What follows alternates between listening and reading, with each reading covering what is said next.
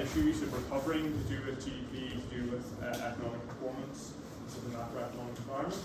And then this week, we're going in a bit more detail around certain aspects of economic measurement. And thinking about how some of the measures that we talked about last week are constructed, and maybe what some of the implications are of that construction as well, how we interpret how certain economies are performing. Before I get started properly, I want to mention now, in case I forget later on, but tutorials do not start today, this week. They start next week during week 3. And at the end of the lecture, I'll show you just the tutorial questions that we'll be answering for next week. And they're based on last week's topic and this week's topic as well. So what we covered today is very relevant for your tutorial questions for next week. In terms of what we're covering today, there's 6 main parts to what we're looking at. So we're looking first at measuring GDP, the different ways this can be measured. There's not one single way. There are actually different alternatives that can be used, but they all come together to mean the same thing, more or less, depending on the assumptions we make. We're also going to look at domestic versus national income. So there's a slight difference here. You can get different results in different countries, particularly with the example of Ireland, as to what happens whenever you measure what's being produced in an economy in different ways. We'll look at real versus nominal variables. So we're thinking here about how prices change over time, how that affects our measure of GDP and income. We'll look at 2 different ways of measuring price differences, the GDP deflator and the consumer price index. That's what we're looking at part 4 of price indices. We'll then consider some of the limitations of GDP, why it's sometimes not a good measure of welfare, what might be wrong with it, what might we want to do differently instead. And then we'll finish off by looking at employment and unemployment as well. So some of these we did cover last week briefly, but this is the detail about how these are measured, how these work. And as a hint, whenever you're doing your assessments, you may be asked to do some of the sort of exercises related to this, and we do start to go through that a bit in the lecture, but that's what we'll be going through in the tutorial as well next week. I'm going to start off with a video, which, because of the way Queen's things work, I need to actually go out of this, over to this, play it here, and hopefully I get some to work. This is Andrew Young, who's describing some of the issues to do with GDP, and why it might not be a good use of whenever we're thinking about welfare in the economy. Hopefully the sound works.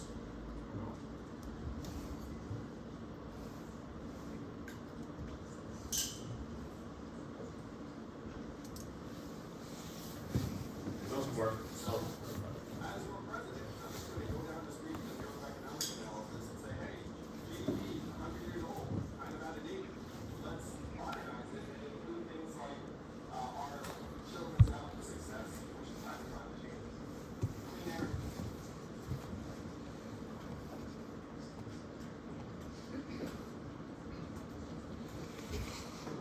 This is the problem with technology networks the way you want it to.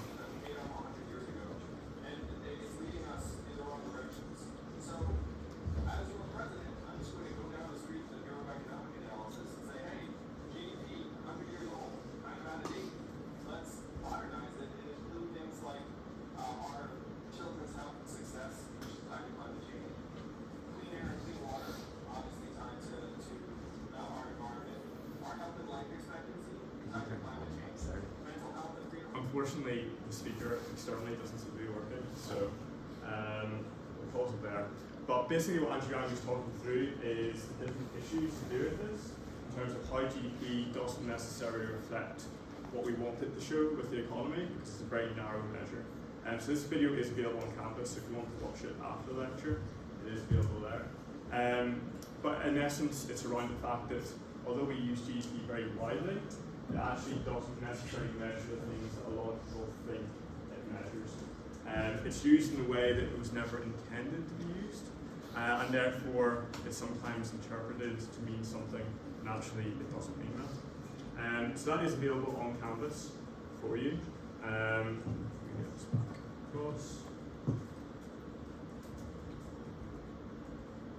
So what we want to think about today is with measuring GDP, one thing about how it's actually constructed, because unless we know what the assumptions are underlying it, it will affect how we actually interpret what it means. So in terms of what GDP is trying to do, it's trying to be a form of accounting to understand what's being produced in the economy.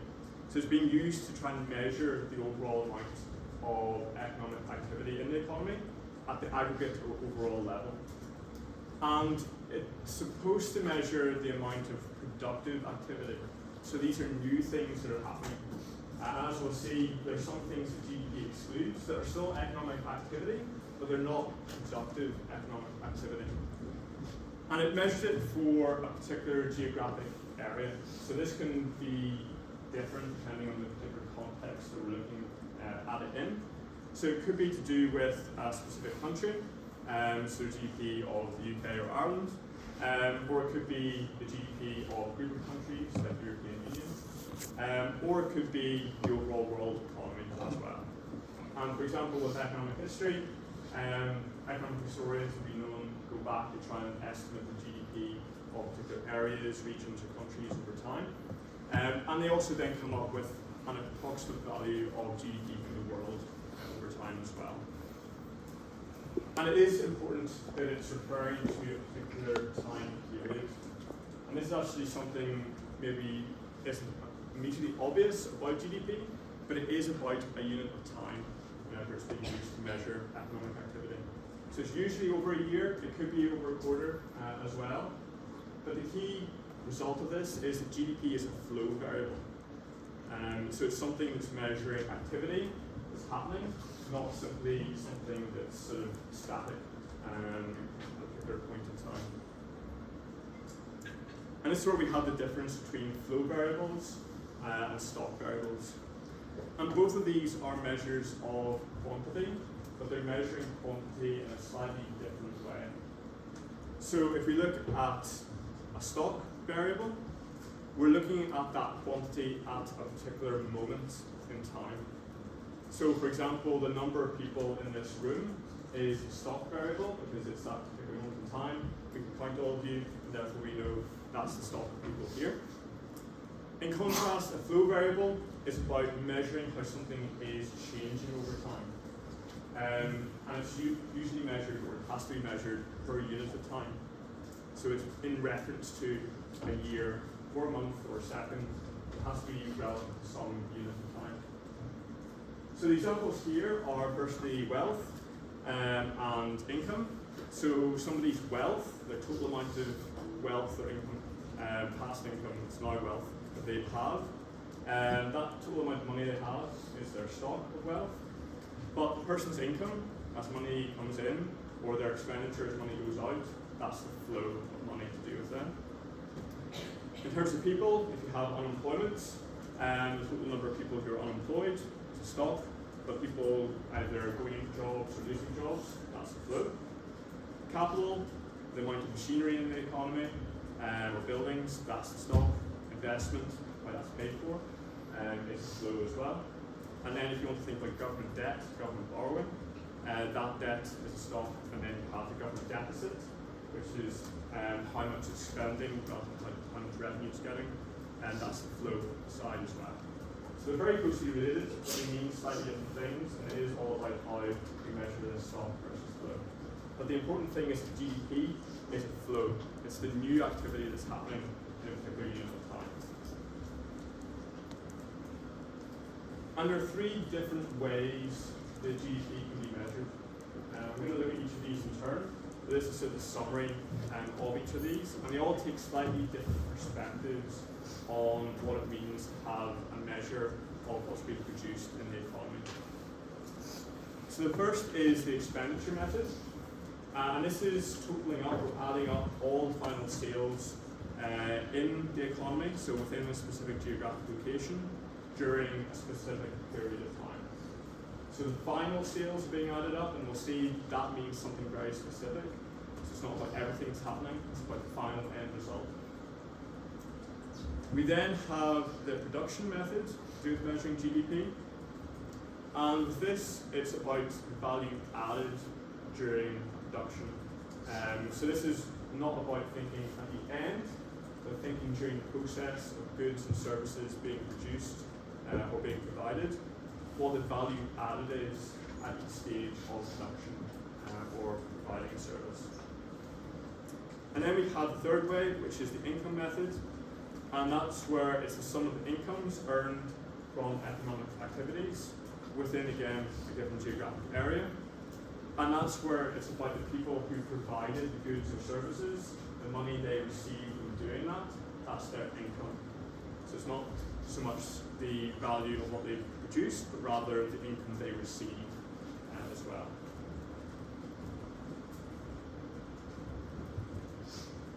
The key thing with all of these is they're actually all going to mean the same thing.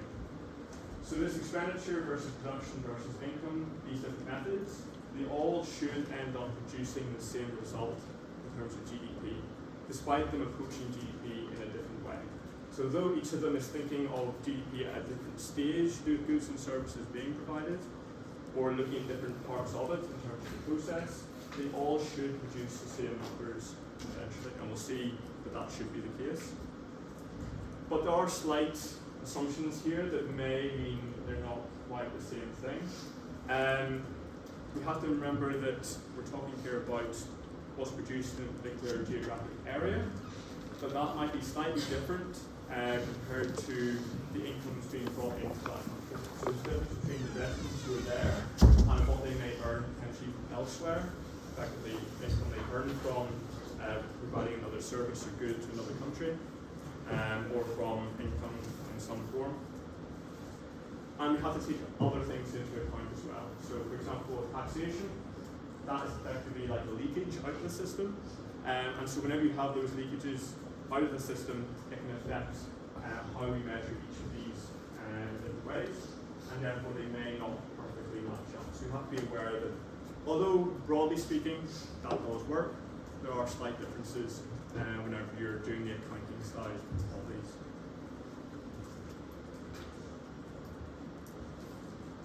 So the best way of thinking about measuring GDP is to think of it as a kind of closed system, which is what this diagram is trying to show. And so this example is very simplified, but basically in our economy here we have households and we have firms, but they're only producing one good, which is bread, and the households are only providing one thing, which is labour. So in this particular case, if you start off with the households, they are providing labour to the firm, and then the firm is producing the one good in the economy, which is bread, and that's purchased by the household. So you have this sort of closed loop here. This labour is provided, it allows production to happen, the good that's produced is bought by the households. So that goes in one direction, but the money associated with that goes in the opposite direction.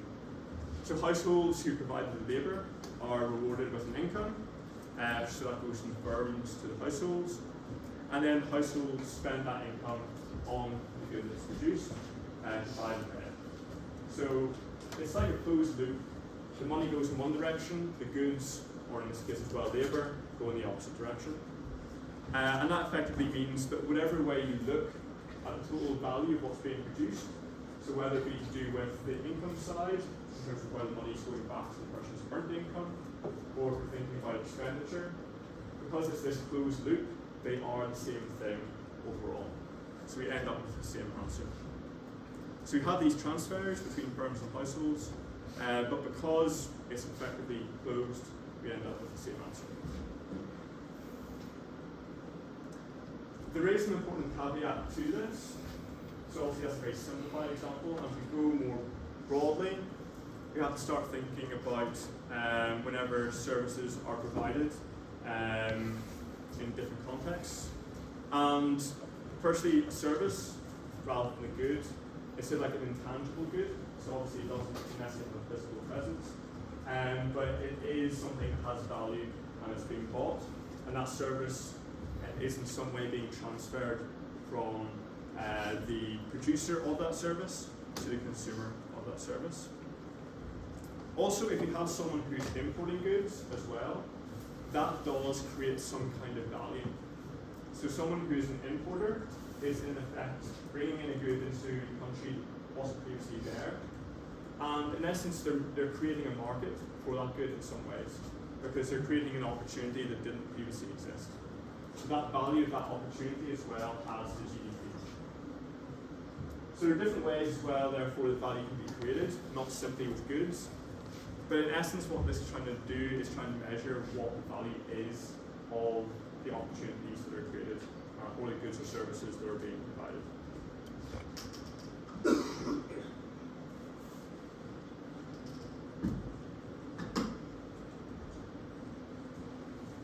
So we're now going to look in more detail at 3 different methods for measuring GDP. And we're going to spend most time on the expenditure method, because that's the traditional one that's most commonly used around measuring GDP. But we'll look at the other 2 as well, because then you can see what the differences are between them. So with the expenditure method, we're thinking about the sum of final sales within a given geographic location during a period of time. So the key thing here is the final sales part. And that's about the final value of goods and services that are being sold to the end consumer. And in this case, the consumer doesn't simply have to be a consumer, an individual person. It can be an organisation or the government, for example, as well.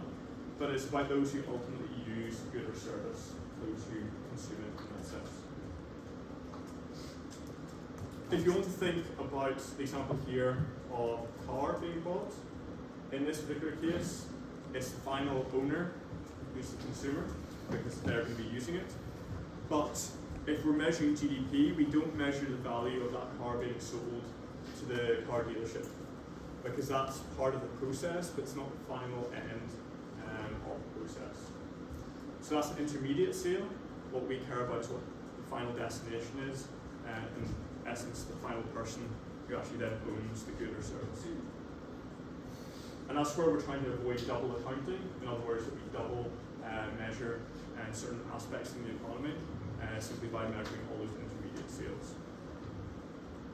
And that's where it's slightly different from something like turnover, because turnover, if you're measuring it for a firm, they would care. So the car dealership would care about the fact they have sold that on to someone, but also about the fact they've brought it into their inventory as well. So it's slightly different with GDP. We're only thinking here about the final sale. There's also an important implication of this, which is that used goods, so second-hand goods, do not count towards GDP. So if you take the example of a house, that in essence has already previously been built. There's nothing new in terms of its value whenever it's being transferred from one person to another. So it's not creating new value in the economy. Now there may be new value created by the estate agent in terms of providing a service, but the actual value of the house is not going to be counted as part of GDP if it's second-hand in that sense. And that's because, in essence, there is a value of it already, and all you're doing is transferring that value in terms of ownership from one individual to the next. However, if that house is being built and then sold for the first time, it would count towards GDP, because that creation and selling is something new being added to the economy, so it's productive in that sense.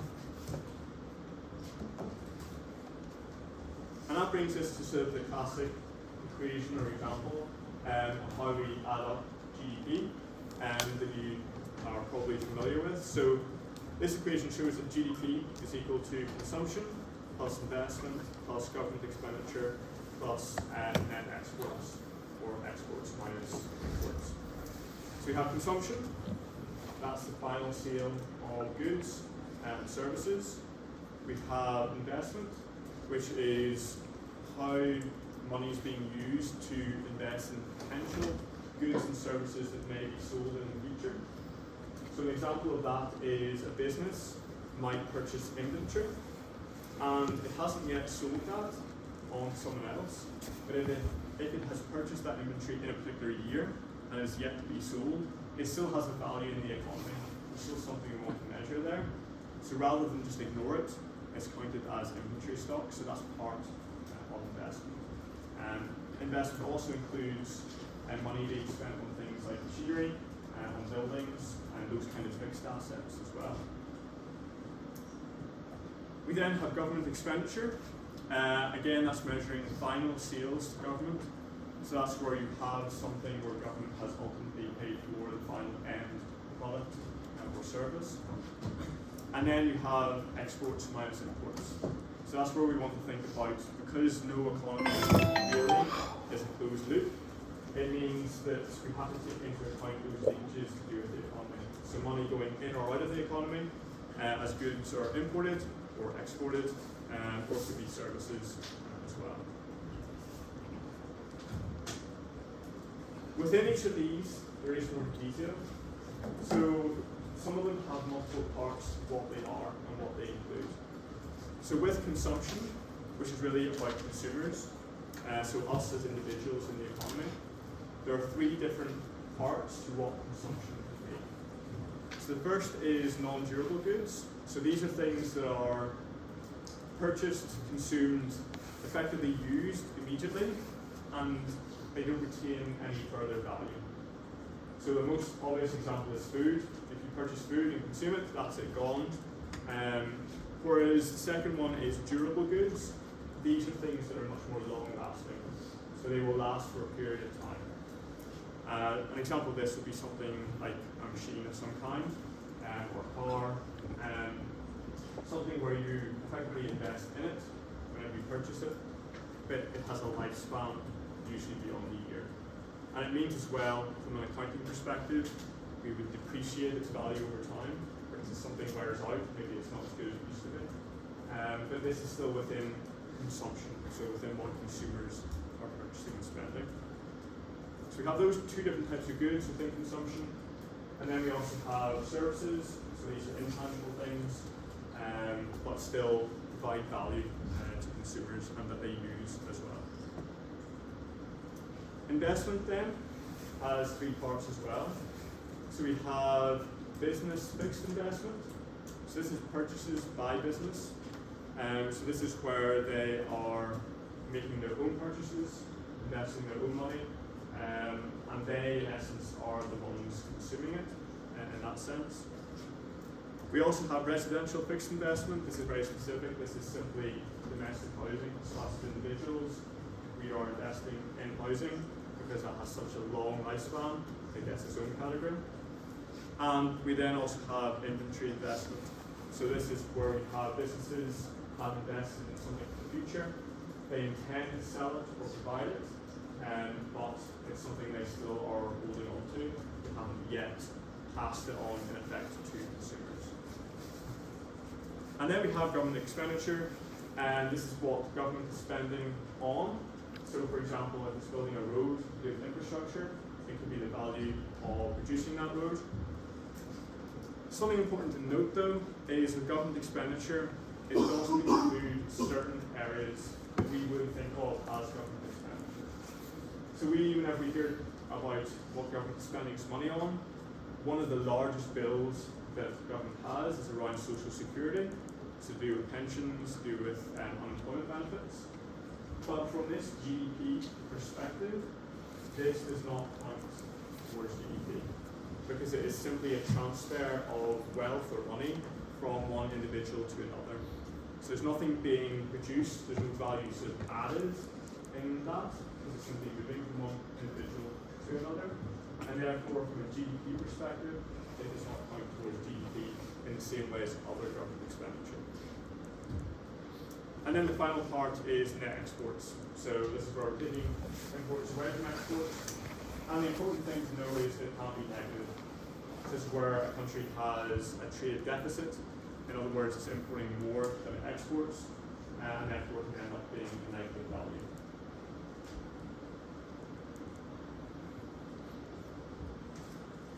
So then in terms of the production method, this is slightly different from the expenditure method.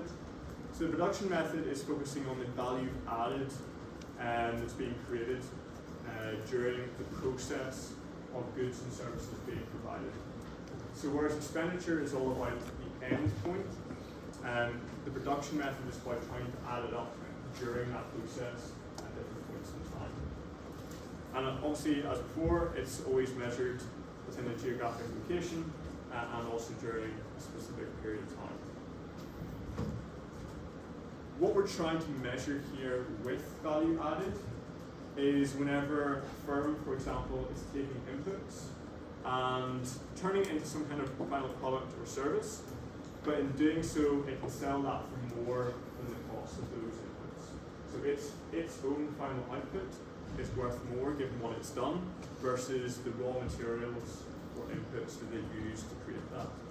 So the value added is that difference between what it's able to sell something on for versus what it costed to produce.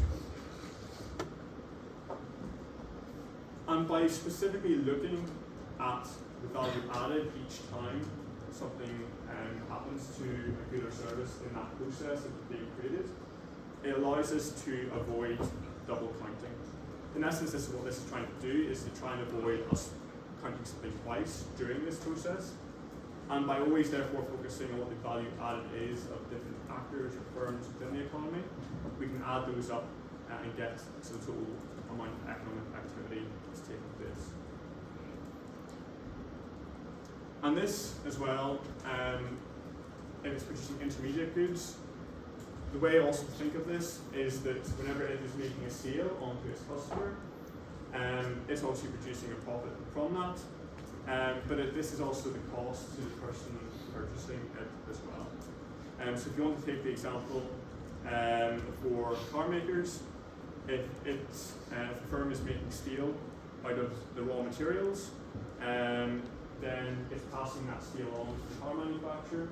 For that car manufacturer, that is its manufacturing cost. So in essence, for one person, what they produce and sell is the other firm's cost or input overall.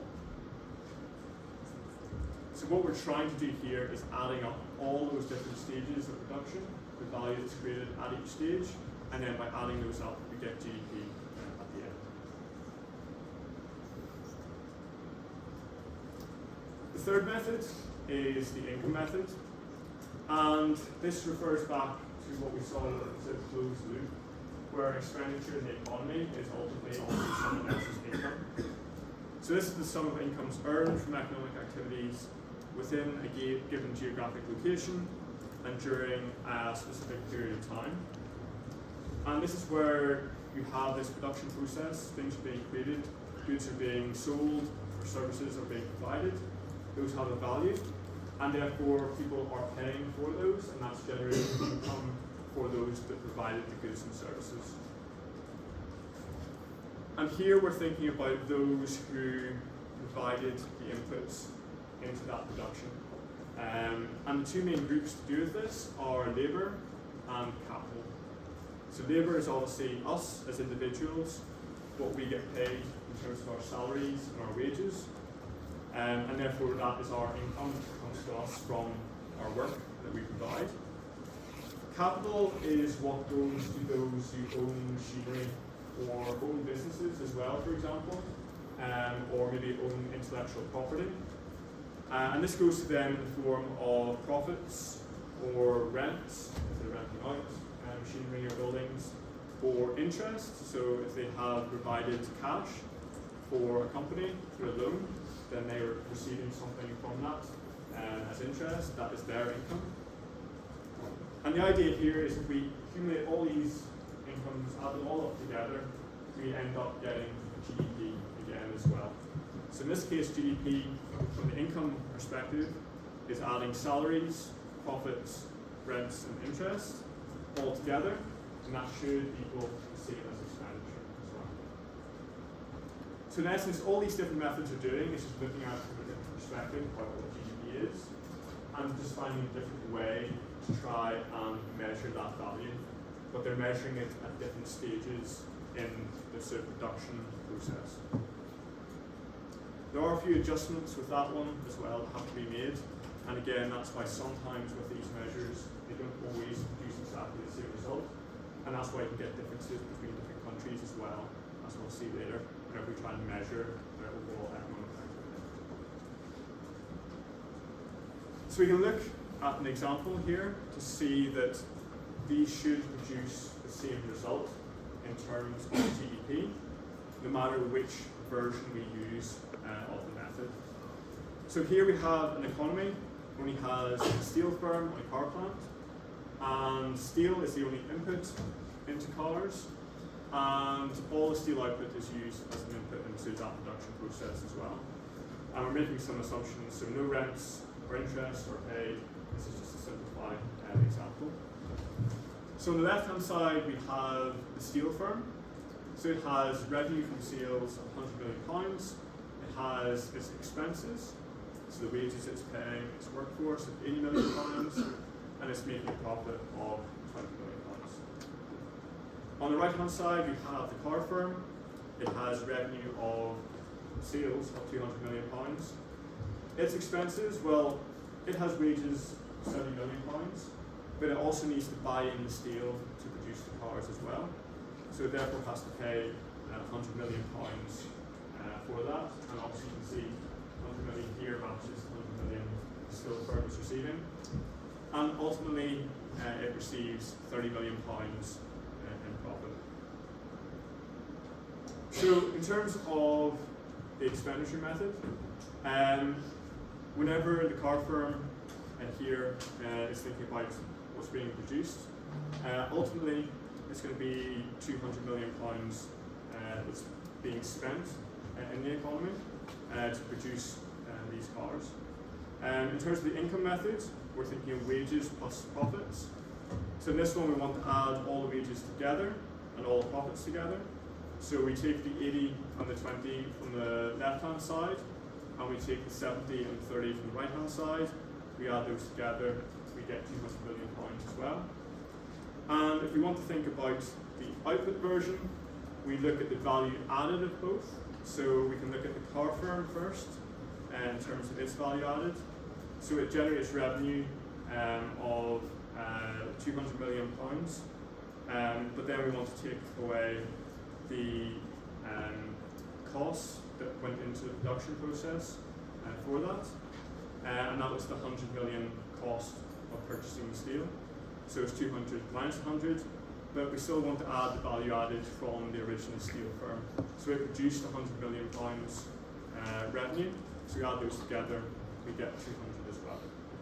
So the idea here is whatever way you combine different costs or different revenues following these different methods, in this circular closed economy, you end up with the same ultimate measure of GDP. So they should all produce the same number. In reality, beyond the very simple example, you get differences, but the idea behind them is that they should produce the same number. And it means for statistical bodies like the Office for National Statistics, they will combine different elements of these methods to try and measure GDP. So they won't use specifically only one of these methods, will use different parts of them, because they're trying to estimate what's happening in the economy. They can't measure everything, so they try to do their best to take the different components and end up with, hopefully, an accurate measure of GDP.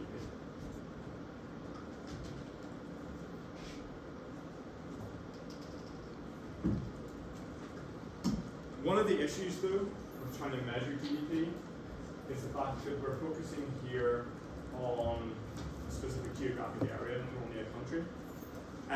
But countries are not closed systems in reality. So we have to think about what that means for actually measuring GDP and the consequences for the different ways we measure it.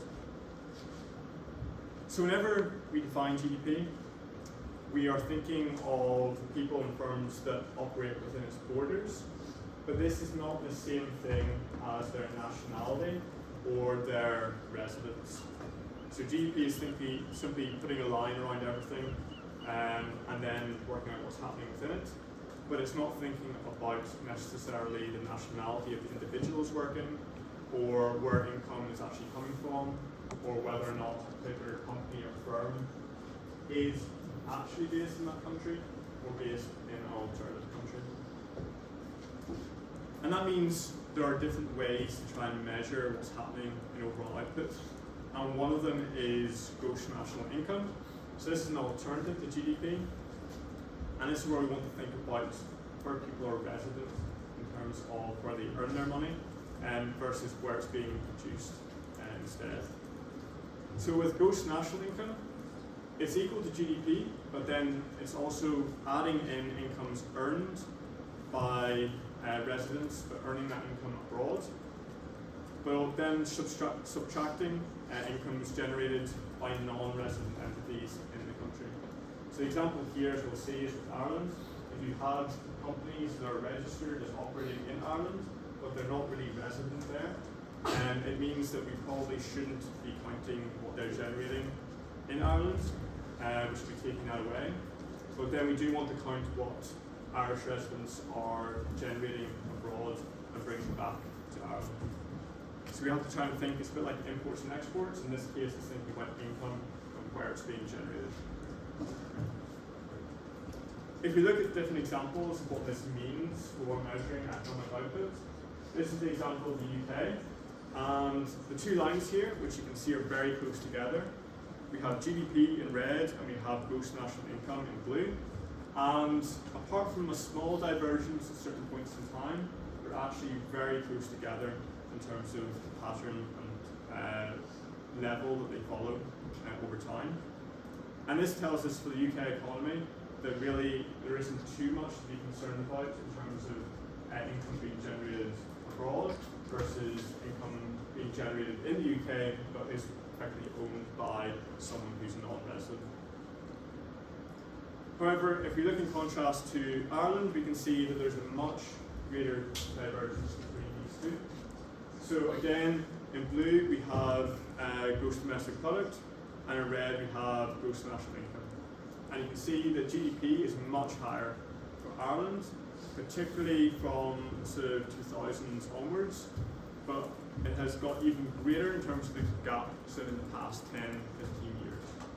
And this reflects the fact there are lots of multinational firms that are headquartered in some sense in Ireland, but actually they're generating their income elsewhere in the global economy. And therefore, if you take away that effect, you see that the Irish economy, because of what's happening for those who are resident in the economy, is not as big or as great as GDP would suggest. Something to note with this diagram as well, it is in current US dollars, so this doesn't take into account inflation, and that's why the gap here looks rather small. If you took into account inflation, it would be a bit bigger. But the divergence between GDP and gross national income occurs from roughly the mid-1980s onwards. And this is where there was a large amount of American investment into the Irish economy, and that led to many multinationals starting to enter the European market, but through Ireland as their base. And that's what led, firstly, to the Celtic Tiger, in terms of the Irish economy taking off, but then leading to this divergence over time to what we see today. And that's why in the Irish context, GDP is effectively meaningless. It doesn't really tell us what's happening in the economy, because if you want to think about those large multinationals, if one of them maybe makes a loss in a particular quarter, because that is a large amount of money, it's funneling all its profits through its Irish headquarters, it can make it look as if the Irish economy has undergone a recession in a particular quarter. But actually the amount of economic activity in the Irish economy hasn't changed. So that's why GDP is a bad measure whenever you're trying to think about the performance of an economy, and that's where gross national income has an advantage. And this graph shows the relative proportion of gross national income relative to GDP. So this is in 2017. And you can see that for Luxembourg, for example, it was actually the biggest disparity between GDP and gross national income. And that's because for Luxembourg, it's a relatively small country, so any changes, any small imperfections can make a big difference. But there are a lot of individuals who live, or they work rather in Luxembourg, but they actually live in the different countries around it. So for example, Germany, France, Belgium, and the Netherlands. And then for depending on how you measure income, you'll get very different results as to how well off Luxembourg is. Ireland is obviously affected quite substantially as well, but that's because, as we said, multinational firms were headquartered there. So those are sort of some of the imperfections to do with GDP and why sometimes it's not the best measure of economic activity. at a particular moment in time particularly. What we're going to look at here is how GDP is measured over time, and how we measure that over time can affect our interpretation of what's happening in the economy. And we're going to do this by looking at real versus nominal quantities, and what this means in terms of real versus nominal GDP. And this graph is from the ONS. It shows UK GDP over time, but the blue dark line is the real value over time, taking into account inflation. The red line is the nominal amount of GDP in the UK over time, so not taking into account inflation. And you can see that the changes will be reflected in both, but for the nominal value, it's almost zero whenever you go back to the first year of this in 1948, because effectively what a pound buys today is a lot less than what it bought, 70, 80 years ago. And this for the real is in 2022 prices, but it means that for nominal, it's starting to overtake the real level as well. So whenever we're thinking about national income, what is being estimated is usually nominal GDP. That's also referred to as current prices GDP. So if you hear the word nominal, or you hear the word current prices, they're there to mean the same thing. They're just different ways of referring to it. And if we're thinking about the expenditure method and we're estimating GDP, we're thinking about obviously adding up all the final sales in the economy, and we're thinking there about the monetary value that's being spent on every good that's being produced and every service that's being provided. And whenever we're thinking about that monetary value is created or has two components to it. So it has the price of the good or service that's being sold, and it also has the quantity of each good and service as well. So we have to think both about the price and the quantity. We can't just think about one of these in isolation whenever we're thinking about GDP overall. And that's what this formula is showing. It's showing that GDP is equal to the sum of all the prices and all the quantities in the economy. So the price of a good I multiplied by the quantity of the good I. And then we add all these up together to get the overall GDP.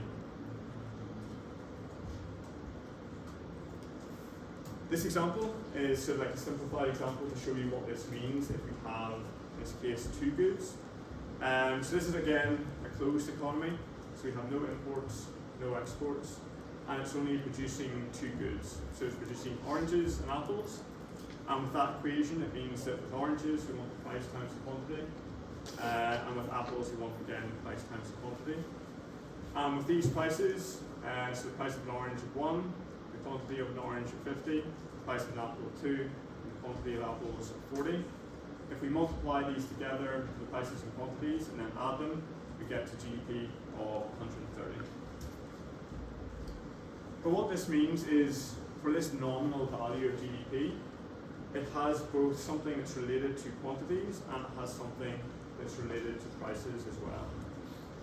And it's a bit ambiguous as to what it can mean. So GDP can increase because the prices of goods have increased. So that's what could be causing or driving an increase in GDP. Or it could be because the quantities have increased as well.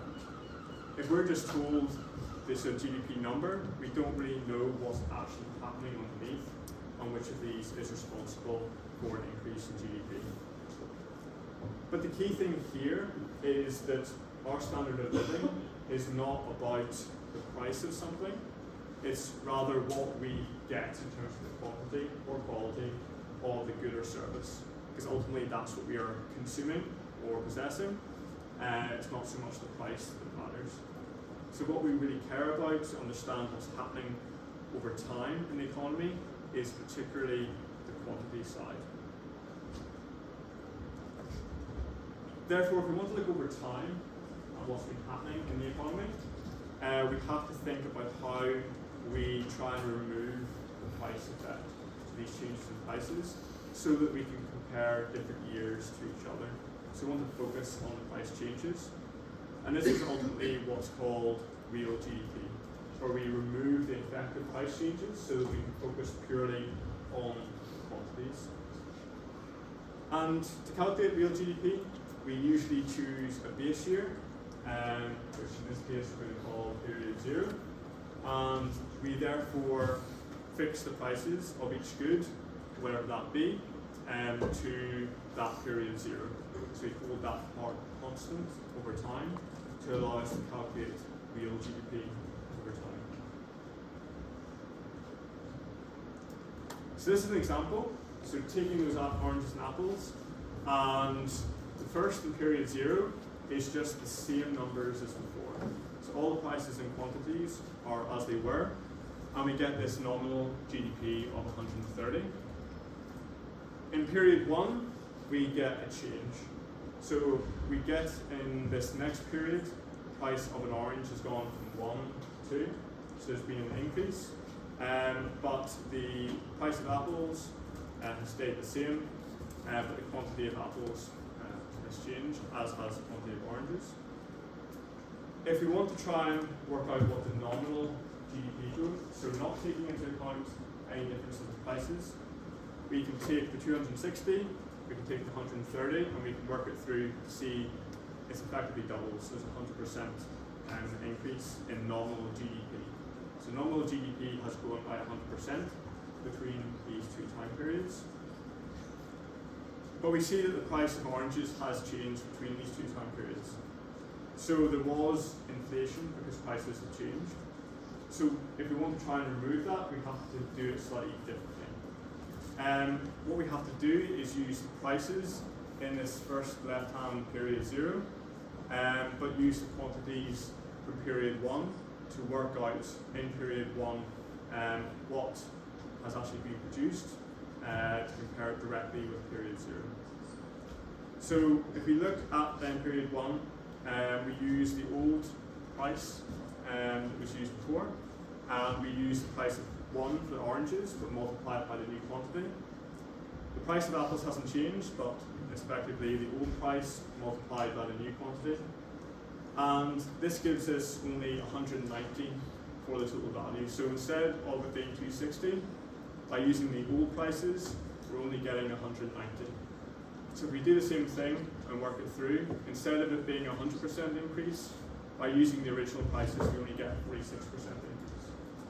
So real GDP, in this sense, or in this case, has only grown by 46%, not 100%. So the way to think of it is, you only want to use the prices from one specific year to work out what the real change is. It's the price part that has to be held constant whenever you're doing these calculations.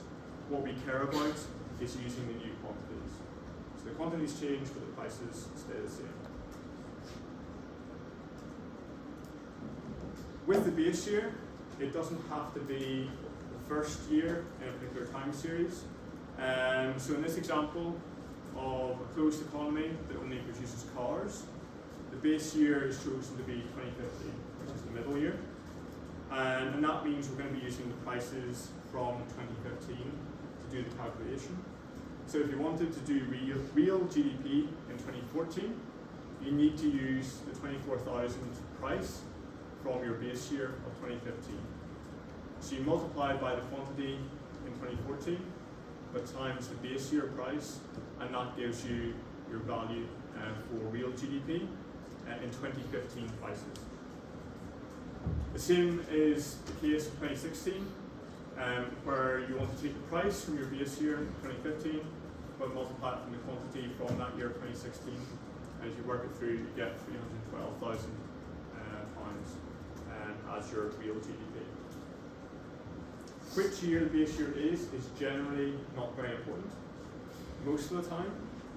Occasionally it can matter, particularly during times of high inflation. You can end up creating different perceptions around what has been the change in GDP. Sometimes graphically you choose a different base year, but in most cases it doesn't matter.